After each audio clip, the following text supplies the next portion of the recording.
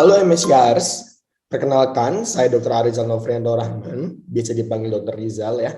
Saya merupakan alumni MSCAE Brawijaya yang dulu pernah menjabat sebagai HROD MSCAE periode 2015-2016. Kesibukan saya saat ini adalah saya baru selesai menjalani program internship ya, dan sekarang saya juga menjadi seorang general practitioner ya di salah satu rumah sakit di kota Jakarta. Oke teman-teman, di Rumpang episode 5 ini saya akan menjawab pertanyaan-pertanyaan seputar myth or fact tentang kanker payudara. Myth or fact yang pertama, tumor jinak payudara bisa menjadi tumor ganas apabila tidak segera diberikan tata laksana. Menurut salah satu dokter penyakit dalam spesialis konsultan hemato-onkologi medik, jadi kanker itu sebenarnya penguasaan lahan, di mana mereka merebut tempat makan, kemudian merebut pengaruh. Ini bedanya tumor jinak dan ganas. Tumor jinak tidak pernah menjadi ganas. Menurut beliau, ya, sejak awal tumor terbentuk, dari awal akan terlihat apakah termasuk jinak atau ganas. Perbedaan dalam bentuk sel, tumor jinak tertahan oleh lingkaran atau pembatas, ya, jadi sebuah dinding yang membuat selnya tidak akan menyebar. Sehingga di beberapa kasus akan terlihat orang yang memiliki tumor besar hingga yang beratnya mencapai kiloan ya, bisa di leher, di perut, bahkan di payudara itu sendiri, tetapi tidak menyebar seperti kanker karena mereka ada dinding yang membatasi.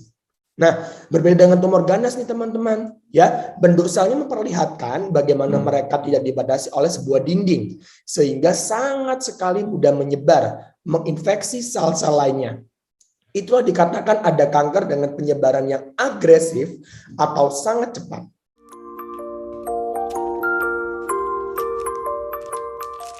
Myth or fact yang kedua, tidur dengan menggunakan bra menyebabkan kanker payudara, benar nggak sih? Kamu mungkin pernah mendengar rumor mengenai dampak memakai bra saat tidur di malam hari. Rumornya bikin ngeri nih guys, katanya mengenakan bra saat tidur dapat menyebabkan kanker payudara. Betul nggak sih masalahnya? Atau betul nggak sih faktanya seperti itu? Nah, jadi sebenarnya itu belum terbukti secara ilmiah ya teman-teman ya.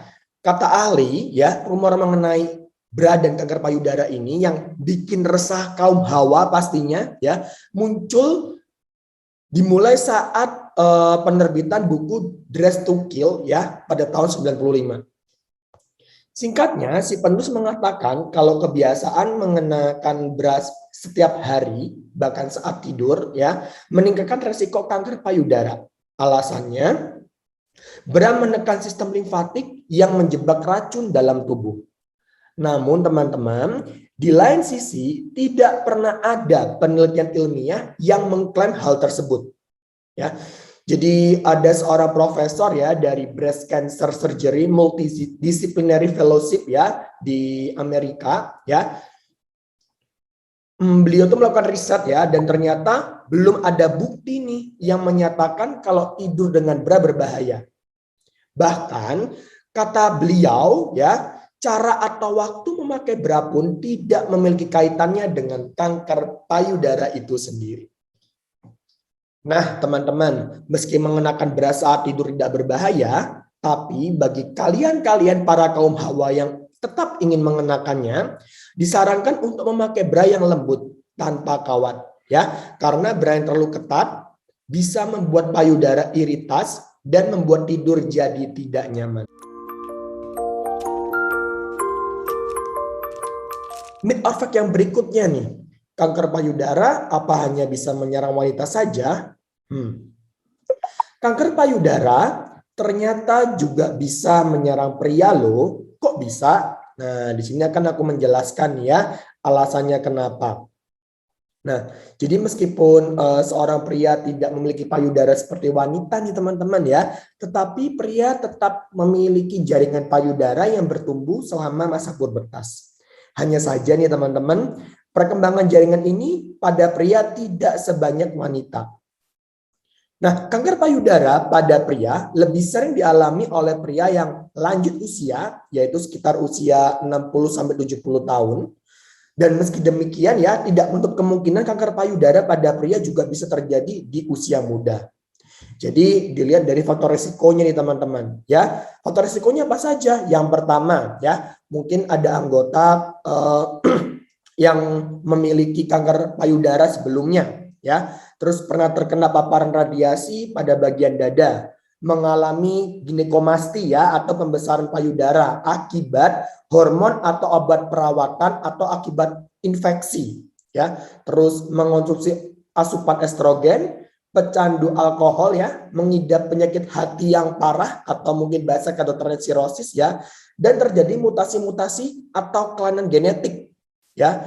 Dan bisa juga terjadi ya pada pria-pria ya yang mengidap penyakit testis ya, seperti infeksi MAMS ya atau gondong bahasa awamnya ya, cedera testis atau testis tidak turun. Nah, beberapa laporan juga menyebutkan nih teman-teman ya bahwa pria yang bekerja di lingkungan panas seperti pabrik baja beresiko lebih tinggi terkena kanker payudara. Hal ini karena paparan suhu yang tinggi itu ya bisa mempengaruhi testis yang ada, akhirnya berpengaruh pada produksi hormon. Pria yang sering terkena uap bensin atau bahan bakar gas juga disebut memiliki resiko kanker payudara yang tinggi juga. Namun, butuh penelitian lebih lanjut untuk hal tersebut.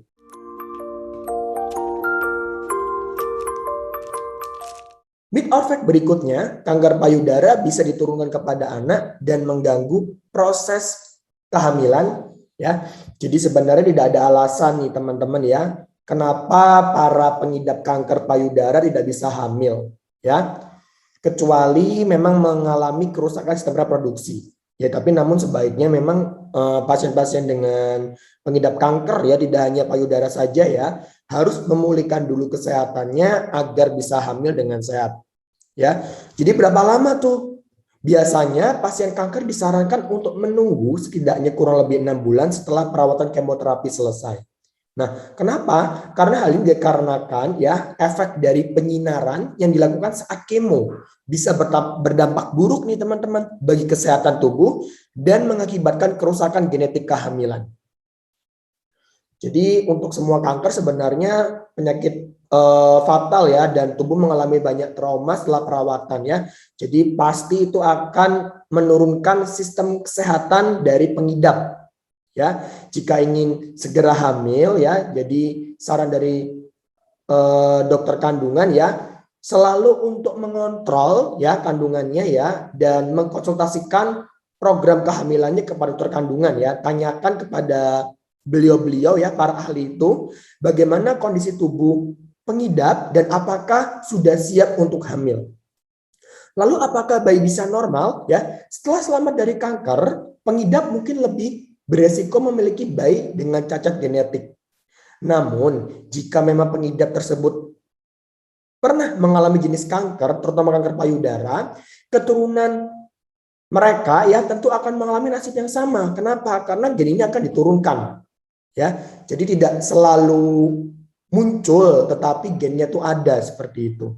Ya, jadi saran saya selalu berkonsultasi dengan ahli medis tentang kondisi pengidap dan keinginan pengidap untuk segera hamil. Tentu para pengidap kanker memiliki kesempatan yang sama untuk menjadi seorang ibu.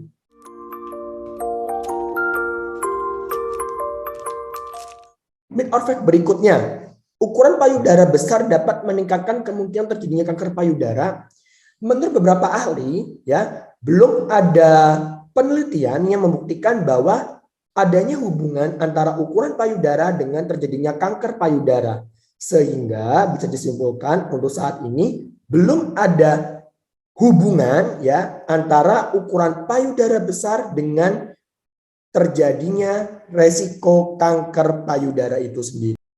Nah, itu dia teman-teman ya beberapa myth or fact kanker payudara ya. Semoga seluruh pertanyaan teman-teman dapat terjawab serta jawaban tersebut dapat memberikan manfaat. Jangan lupa be active with MSCIA.